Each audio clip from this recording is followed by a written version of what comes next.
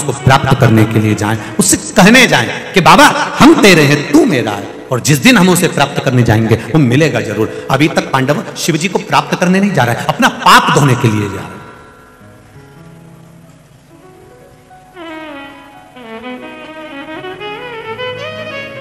अब एक बात बहुत अच्छे से समझ लीजिए, किसी को जम के थप्पड़ मार दो और सॉरी कह दो तो पाप धुल जाएगा? बोलो, जम के बोलो रे, हैं? नहीं धुले। तूने थप्पड़ मारा है, सॉरी भले कह दिया, पर उस थप्पड़ का जवाब वो भले ना दे, और वो तो देता ही है, वो देता है। तुमने किसी को गाली दे दी और बाद में चरण पकड़ लिया, दे तो दी। वो शिशुपाल की गालियों का स्मरण करिए, श्रीमद् भागवत में गाली पे गाली दे रहा, गाली पे गाली होप दी उसने, और भगवान भी वहीं खड़े थे और भगवान गिनती लगा रहे 97। फिर उसने, ये तो गवाह है भगवान के 98, फिर उसने गाली दी, भगवान बोले 99। बस उसने जो सो बोली, और इन्हें उठाया सुदर्शन और मुंडा काट दिया। कभी कभी मुंडा जब गड़बड़ हो जाता है, ये जो किसान लोग रहते हैं ना, खेती करने वाले, और जो सवेरे सवेरे नल से पानी भरने वाले होते हैं, इनको मालूम होता है प्लास्टिक का जो नल होता है ना, कभी कभी वहां से खराब हो जाता है, कि इनमें लगाओ नहीं पाइप के, तो लगे ही नहीं बापड़ा है, तो फिर क्या तपाया जाता है, गर्म करके फिर उसको लगा, तो भी नहीं लगे, फिर क्या करे वो, उधर से उसको काट दे, काटने के बाद दूसरा मुंडा तैयार, फिर लगाएगा, फिर लग जाएगा। तो कहा ये जिंदगी में याद रखना कि ये भगवान ने जो मुंडा दिया है नहीं, ये सही रखना, तो कनेक्शन भी सही रहेगा।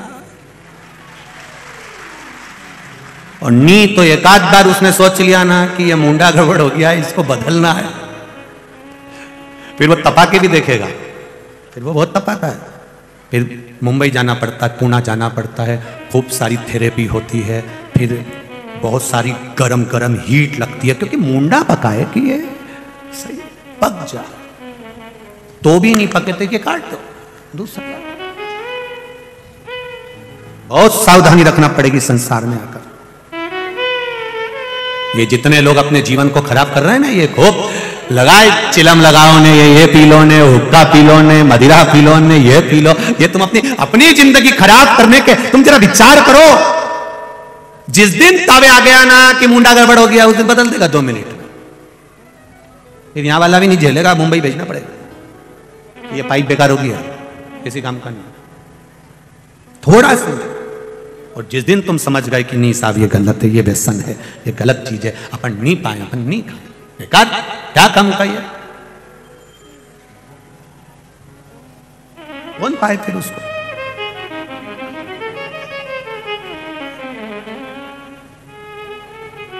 अभी वर्मा जी को मालूम होगा, हम कौन से दिन गए थे, यहां से बाहर गए थे, वहां चौराहे तक, वहां कोई कार्य था, तो हमने क्या देखा कि वहां वो विजयनगर चौराहे से इधर पे आते हैं, तो उधर वो साया जी होटल से और वहां विजयनगर चौराहे के बीच में एक मदिरा की दुकान थी, वहां छोरे तो कम थे, छोरियां ज्यादा थी।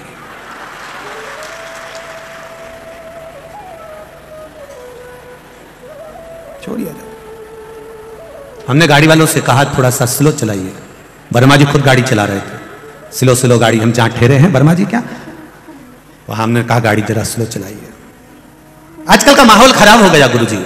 हमने उनसे कहा ये जो मदिरा की दुकान पर खड़ी है, ये मेरी इंदौर की बेटियां नहीं हो सकती, है मेरी गारंटी। इंदौर की फिजा, इंदौर की हवा को और इंदौर के वातावरण को ये दूसरे जगह के आकर यहां कॉलेज में एडमिशन लेकर, जिनके मां बाप इनको भरोसा कर कर भेजते हैं, और वो कॉलेज में रहकर या कहीं कमरा किराए से लेकर, ये बेटियां हमारे इंदौर की फिजा खराब कर रही हैं। इंदौर का वातावरण इतना गंदा नहीं है, ये आज भी मां अहिल्या की भूमि है और मां अहिल्या की भूमि रहेगी, इसको कोई नकार नहीं सकता। यहां आज भी माता अहिल्या हाथ में शिवलिंग लेकर चलती है, तो यहां की बेटियां इतनी मर्यादा नहीं तोड़ सकती कि मदिरा की दुकान पर लाइन लगाकर मदिरा खरीदे, ये इंदौर की बेटियां नहीं हो सकती। इंदौर की बेटियां तो आज भी कपड़े भी अगर पहन के जाती हैं तो मर्यादित पहनकर जाती हैं, पर इनको चिढ़ाने के लिए जो बाहर की लड़कियां बेटियां आई हैं वो कपड़े उस तरह के पहनकर जाती हैं कि इन बेटियों को भी कहती हैं कि हम तुम भी ऐसा पहनो जैसा हम पहन रहे हैं, जैसा हम कर रहे हैं वैसा तुम भी करो, ये मार्ग बता रहे हैं। पर कुछ तो गलती माता पिता की भी होती है, पढ़ाई के साथ में संस्कार देना भूल जाते हैं, थोड़ी सी गलती। पढ़ाओ, इस व्यासपीठ से निवेदन करूंगा बार बार आपको, आप इंजीनियर बनाओ, डॉक्टर बनाओ, कलेक्टर बनाओ, आईएएस ऑफिसर बनाओ, आपकी मर्जी पड़े जो बनाओ बेटा और बेटी को, पर उससे पहले संस्कारित बनना जरूरी है। नहीं तो दिल्ली में जैसे श्रद्धा के 35 टुकड़े हुए तब हो जाएंगे, मालूम नहीं पड़ पाता। संस्कारवान होना चाहिए और यह माता पिता का कर्म होना चाहिए कि हमारे बच्चों को हम पढ़ने के लिए भेजना है। और केवल बेटियों पर कंट्रोल नहीं, बेटों पर भी होना चाहिए, बच्चों पर कंट्रोल हो। अब कई लोग कहते हैं सुनते ही नहीं, हमारी तो सुनते ही नहीं, सुनते ही नहीं। तो तुम्हारी औलाद है ना, तुम्हारी नहीं सुने, सुनते ही नहीं, सुनते ही नहीं।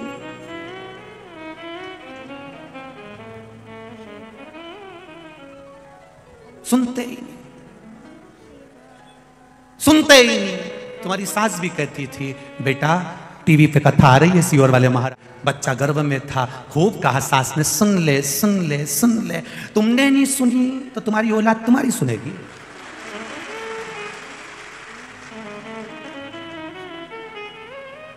डॉक्टर ने कह दिया बेड रेस्ट, पलंग पर पड़ी है दिन भर,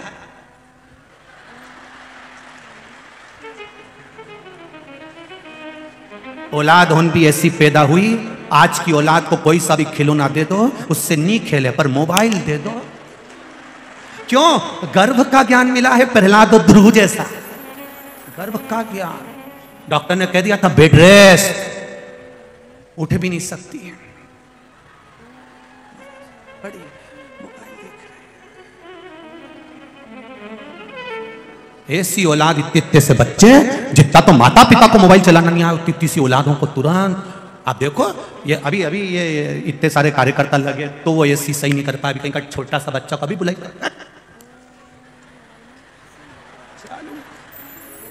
अब तुम क्यों हमारी औलाद भी सुने, औलाद भी सुने, औलाद तुम्हारी है।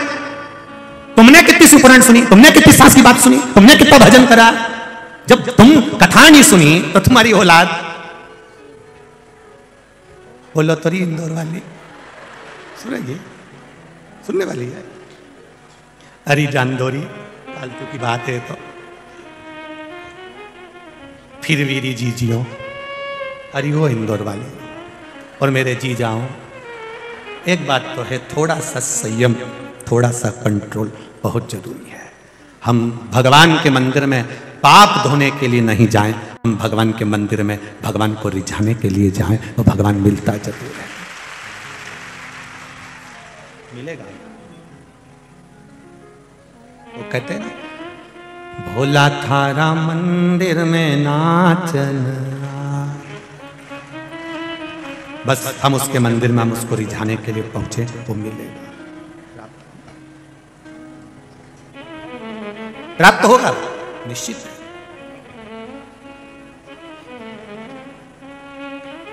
पांडव गए काशी, भगवान काशी से गायब हो गए। किसी ने कहा वो हिमालय पहुंच गए, वहां पहुंचे तो मालूम पड़ा वहां भी नहीं, और ऊपर पहुंच गए, वहां जाकर मालूम पड़ा बहुत सारे पशु ही पशु, जिसमें भगवान शंकर नंदी बनकर मिल गए, नंदी बनकर भगवान शिव उसमें मिल गए। और मिल गए, भीम को शंका हो गई कि महादेव इसी सारे पशुओं में एक मेरा महादेव भी है, ये भीम को शंका हो गई। क्यों? युधिष्ठिर, नकुल, सहदेव, अर्जुन ये सब पाप धोने गए थे, पर भीम शंकर भगवान का मात्र दर्शन करने के लिए गया था कि मुझे शिव एक बार दर्शन दे, मुझे मेरे औघड़ी मेरे भोलेनाथ एक बार दर्शन दे दें। वो केवल शिव का दर्शन कर ले। सारे पशुओं को भीम ने दोनों पांव फैला के रोक दिए, पशुओं से कहा यहां से बाहर निकलना है तो इधर से निकल जाओ। दो पांव भीम ने फैलाकर शरीर बढ़ाकर रोका, पांव के नीचे से सारे पशु निकल कर जाने लगे। महादेव जो नंदी के रूप में थे वो नहीं निकले। भीम समझ गया कि यही है, यही पहचान गया कि ये पांव के नीचे से नहीं निकल रहा, तब ये शिव है।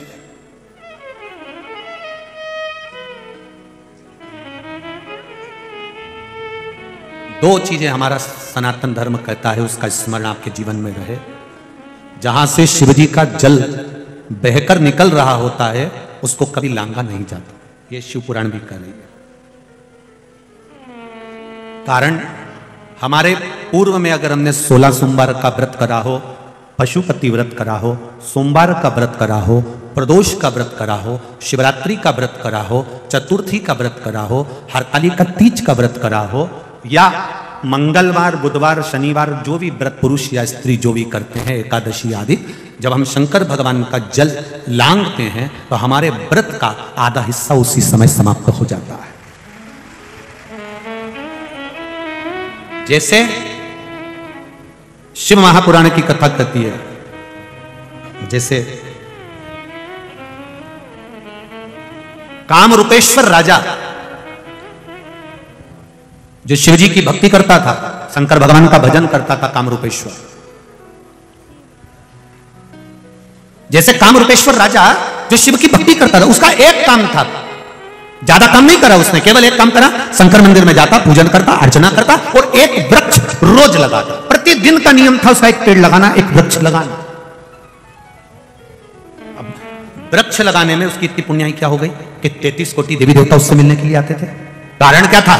वायु पुराण कहती है, पद्म पुराण कहती है, अग्नि पुराण कहती है और गर्ग संहिता कहती है महाराज कि एक वृक्ष लगाने से 100 गौ माता की सेवा के बराबर और 1000 गांव दान के बराबर पुण्य प्राप्त हो जाता है, मात्र एक वृक्ष लगाने से। अगर आपने जिंदगी में एक पेड़ लगाया, एक वृक्ष लगाया, उसको पाल पोस के बड़ा करा, बड़ा कर वो पेड़ अगर बड़ा हो गया तो वृक्ष बहुत बड़ा हो गया, कहीं आपने लगाया और वो वृक्ष बड़ा हो गया। अगर आपने एक वृक्ष लगाया है तो समझ लेना तुमने 1000 गौ का दान दे दिया, 1000 गौ का दान दे दिया। और 100 अगर वृक्ष को तुम बड़ा कर रहे हो, पानी डाल रहे हो, खाद डाल रहे हो, उस वृक्ष को बड़ा कर रहे हो, तो समझ लेना 100 गाय माता को पालने के बराबर पुण्य मिलता है। एक वृक्ष को बड़ा करने में 100 गौ माता को पालने के बराबर पुण्य। ये राजा कामरूपेश्वर की कथा वर्णन करती। शिव महापुराण में भीमाशंकर की जो कथा आती है उसमें कामरूपेश्वर की कथा आती है। यहां वृक्ष भी हमको गौ माता के दान का पुण्य देते हैं, वृक्ष भी।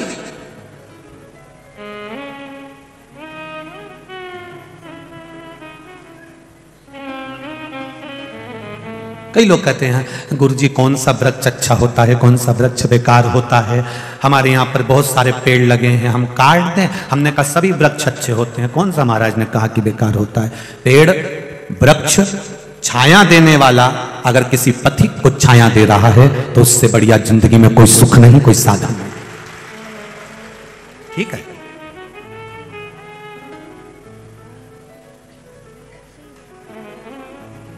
महाराज पांडव गए, नीचे से महादेव नहीं निकले। ध्यान रखिएगा जरा, शिव मंदिर में एक बात का स्मरण आपके भीतर रहना चाहिए कि जहां शंकर जी का जो जल बह रहा हो उसको लांघना नहीं है।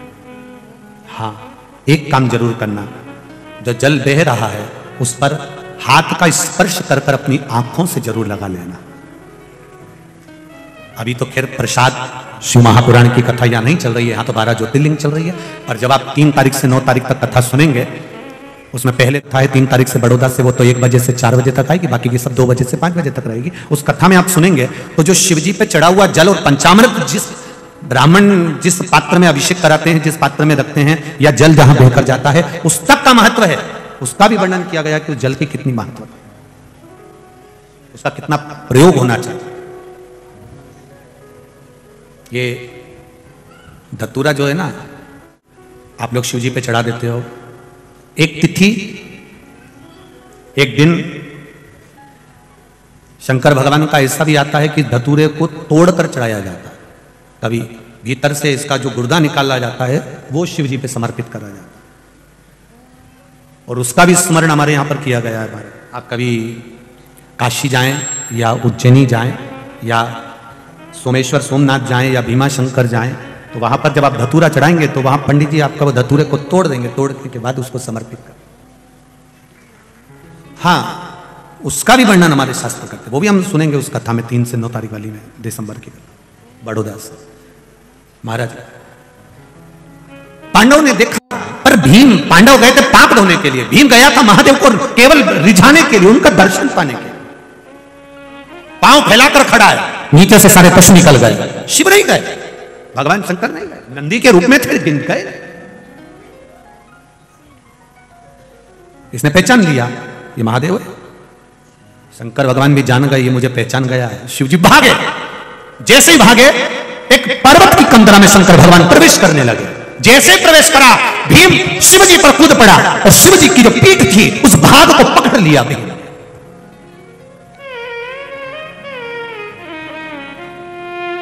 अब आधा भाग तो उस गुफा में, उस कंदरा में चले गया पर्वत की, आधा भाग शिव का, जैसे एक नंदी के पीठ पर एक अग्रभाग बना होता है, उस भाग को, नंदी के भाग को वो भीम ने पकड़ लिया। पकड़ते से भीम बस शिव को पकड़ता है, उस नंदी के अग्रभाग को पकड़ता है और पकड़कर चिल्ला पड़ा, मेरे महादेव एक बार तो दीदार दे जाओ, एक बार तो दर्शन दे जाओ। शिव प्रकट हो, शिवाला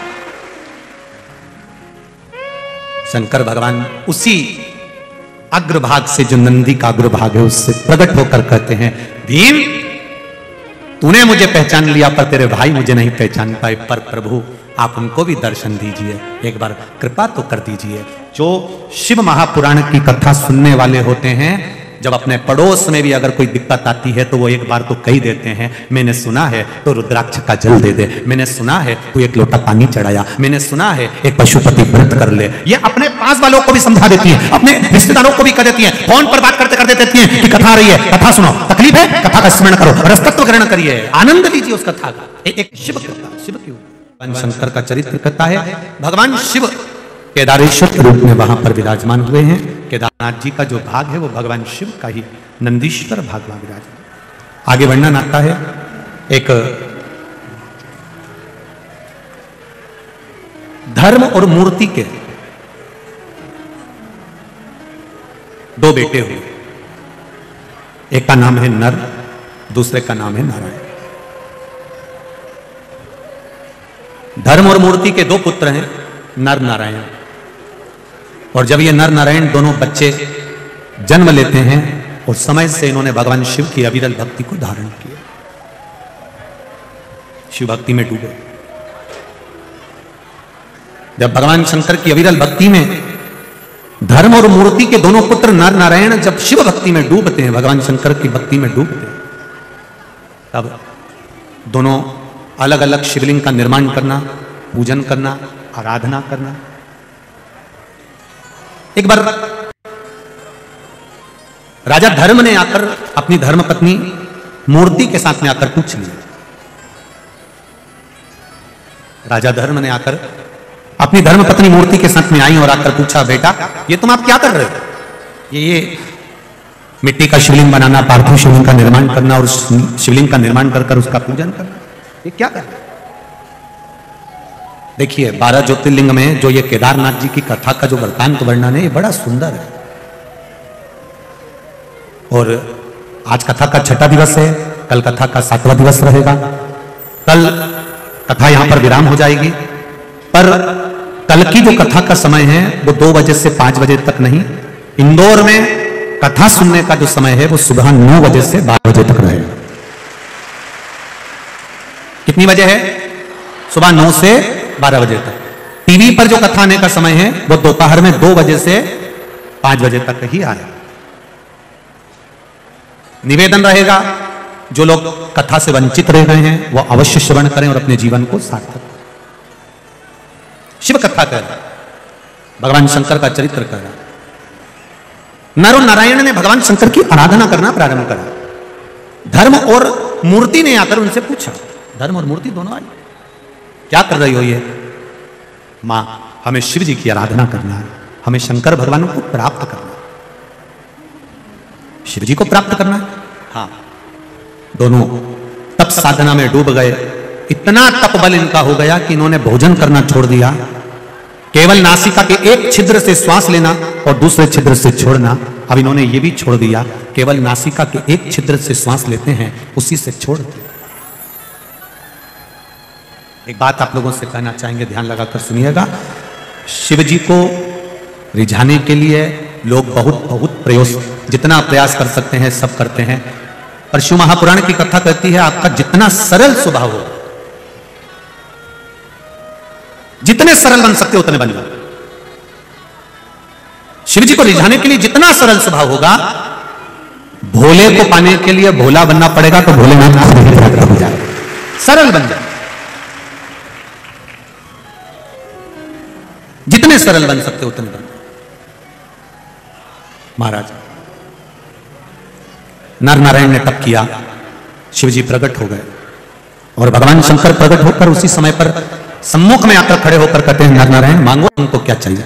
कहा प्रभु कृपा करिए दाता, बस आप इस पर्वत पर रहें, यहां विराजमान रहें, जो आपका दर्शन करने आए उसकी मनवांछित फल की प्राप्ति हो। शिव जी नर नारायण पर्वत का भाव जानकर उसी पर केदारेश्वर के रूप में विराजमान। फिर जो वर्णन आया है केदारनाथ जी की, ये दो कथा के बाद में जो तीसरी कथा केदारनाथ ज्योतिर्लिंग की आई है, वो कथा कहती है महाराज तारकासुर का संहार श्री कार्तिकेय बाबा ने कर दिया। तारकासुर मर गए। एक बात बहुत अच्छे से समझिएगा जरा, भगवान कृष्ण ने जितनों को भी मारा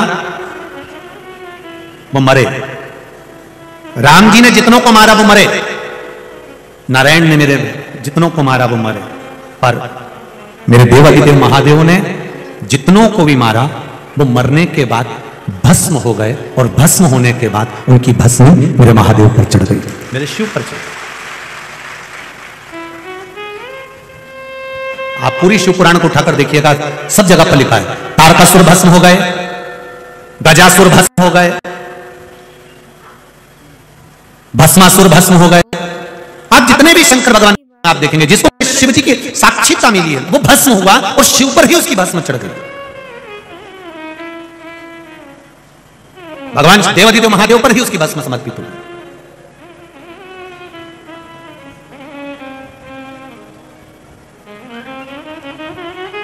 कई लोग कहते हैं महाराज जी कोई मर जाता है ना तो उसको कंधे पर रखकर राम नाम सत्य बोलते बोलते शमशान तक लेकर जाते हैं, उसकी आखिरी मंजिल तक हम उसको छोड़कर आ रहे।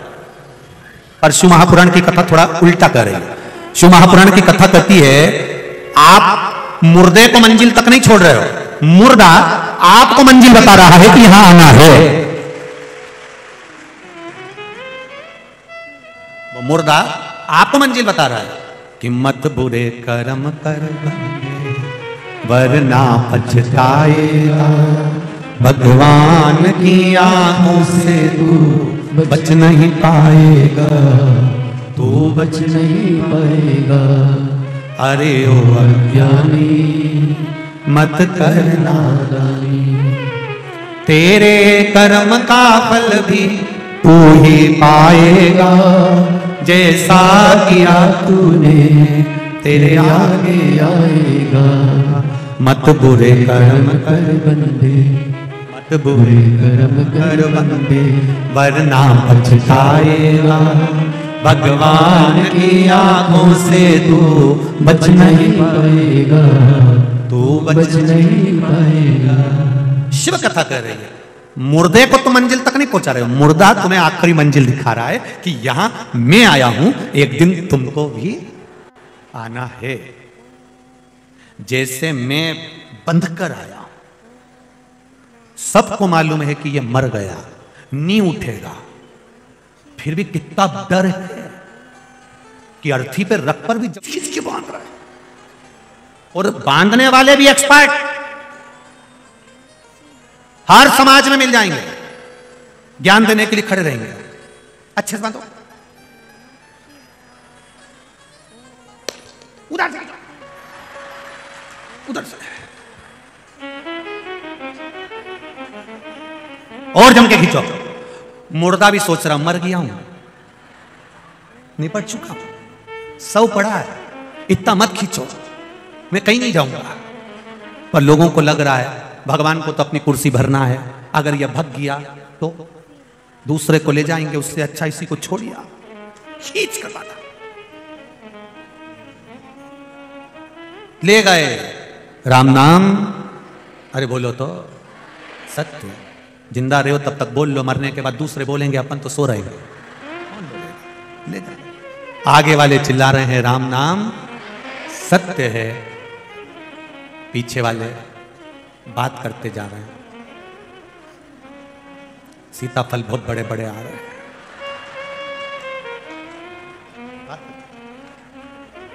अभी चौराहे पर अपन वहाँ वो वाली कॉलोनी में प्रॉपर्टी का रेट बहुत हो गया है, वहाँ प्लाट लेना मुश्किल पड़ रहा है। अब शमशान जा रहा है कि प्लाट खरीदने जा रहा है, और वहाँ भी चुप नहीं बैठा है, मुर्दा जल रहा है और इनके गप्पे चल रहा है।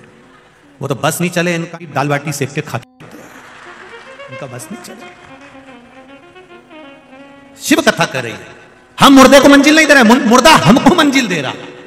कथा कर रही है शिव महापुराण।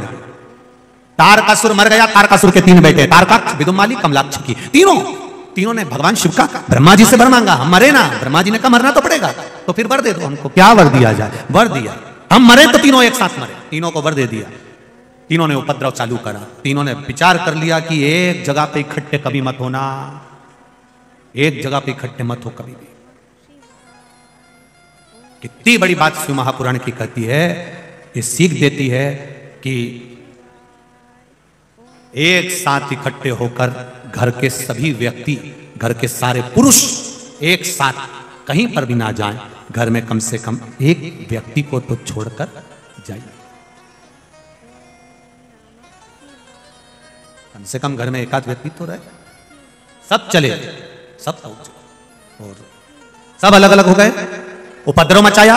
भगवान शिव जी ने कह दिया 33 कोटि देवी देवता पशु बन जाओ और मैं तुम्हारा पति बनता हूं। मैं नंदी का बड़ा रूप लेकर दौड़ूंगा, भागूंगा, तुम आगे आगे भागना, मैं पीछे पीछे भागूंगा। इन तीनों को इकट्ठा करना, मैं मार दूंगा। तीनों इकट्ठे हो गए, शिव जी नंदी का रूप लेकर आए, उन्होंने सींग के बल पर तारकाक्ष विदुमाली को मार दिया। कमलाक्ष की पीछे से आकर शिव जी का सिर काट दिया, सिर जाकर नेपाल में गिर गया।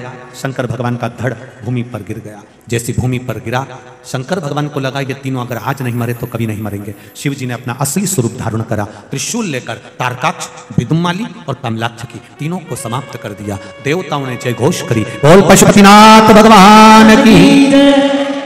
नेपाल में जाकर वो शीश गिरता है और भगवान पशुपतिनाथ के रूप में विद्यमान होते हैं।